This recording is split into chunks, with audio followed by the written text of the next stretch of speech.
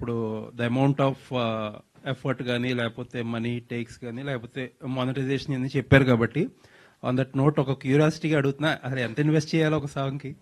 అయ్యో ఇప్పుడు అది ఎందుకు అంటే ఇప్పుడు మీరు ఇప్పుడు నిజంగా చేయాలనుకున్న వాళ్ళకి చేయొచ్చు, ఎంతతో అయినా చేయొచ్చు. సరే మీరు చేసిన స్టాండర్డ్ లో చేయాలంటే నేను కిలికి చెప్తాను, దానికన్నా అయితే ఇది ఎక్కువైంది. సరే అది చెప్పి దానికంటే ఎంత ఎక్కువ అవుతుందో చెప్పండి, మేము కౌంట్ చేసుకుంటాం. అంటే లేదులేండి, అంటే you can do it in any budget honestly. కాకపోతే ఇది కంబ్యాక్ లాగా ఉండాలి అని చెప్పి ఎక్కడ ఆగకుండా ముందుకు తీసుకెళ్ళాము. అబౌట్ కిలికి ఆల్మోస్ట్ 35 lakhs ప్లస్ అయిందండి.